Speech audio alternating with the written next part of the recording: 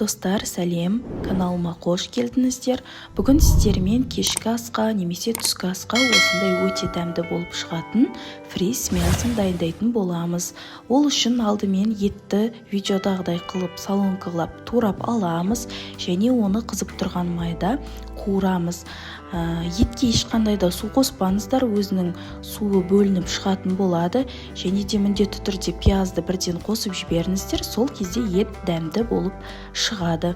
Осылай екеуін бірге қуырып аласыздар, бір 15-20 минуттай. Осы кезде көкөністерімізді де ұзыншалап турап алатын боламыз. Алдымен сәбізімізді саламыз. Сәбізіміз пістау деген кезде барып тәтті бұрышымызды қосатын боламыз.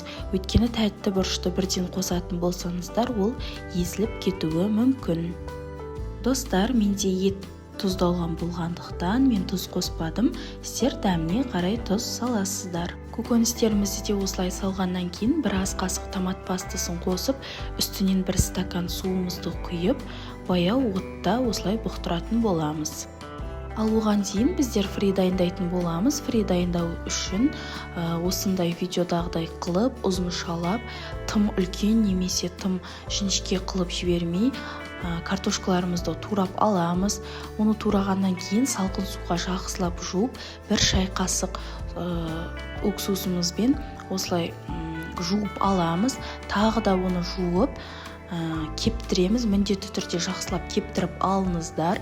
Әбден кепкеннен кейін барып, бір ас қасық кукуруз крахмалын салып, осылай жақсылап араластырамыз. Барлығына жетуі керек.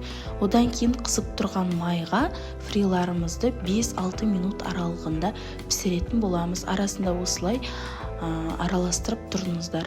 Піскеннен кейін дәміне қарай тұзын салып, жақсылап араластырамыз.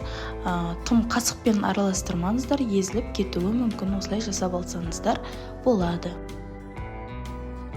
Ет пен көкөнісіміз піскеннен кейін үстінен фриімізді салып, бір-екі араластырып жібереміз. Жаңағы айтқандай қатты араластырмаңыздар, өйткені фри жұмсарып кетуі мүмкін. Мінекей, осыдан кейін біздің тамағымыз дайын. Ас болсын.